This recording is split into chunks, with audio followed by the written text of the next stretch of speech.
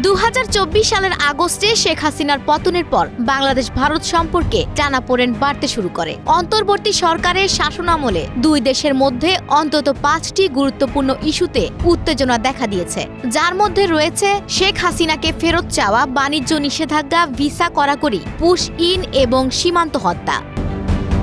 শেখ হাসিনাকে ফেরত আনার ইস্যু এর মধ্যে অন্যতম। 5 আগস্টের অভ্যুত্থানের পর শেখ হাসিনা ভারতে আশ্রয় নেন। বাংলাদেশের পক্ষ থেকে তাকে ফেরত চেয়ে ভারতের কাছে চিঠি পাঠানো হলেও এখনো কোনো সাড়া মেলেনি। বরং ভারতে বসে তার উস্কানিমূলক অডিও বার্তাগুলো দুই দেশের সম্পর্কে উত্তেজনা বাড়াচ্ছে।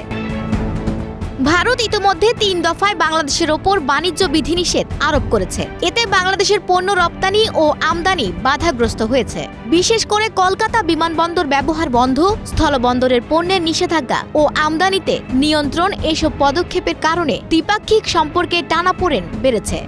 অভ্যুত্থানের পর ভারত বাংলাদেশি পর্যটকদের জন্য ভিসা বন্ধ করে দেয়, যদিও জরুরি চিকিৎসা ও শিক্ষার ভিসা চালু রয়েছে, কিন্তু এটি দুই দেশের জনগণের চলাচলে বাধা সৃষ্টি করছে।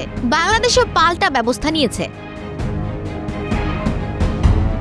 ভারত থেকে কথিত অবৈধ বাংলাদেশিদের পুশ ইন অব্যাহত রয়েছে। প্রায় 2000 লোককে বাংলাদেশে ঢুকিয়ে দিয়েছে ভারত। মানবাধিকার সংস্থাগুলো এ নিয়ে উদ্বেগ জানিয়েছে।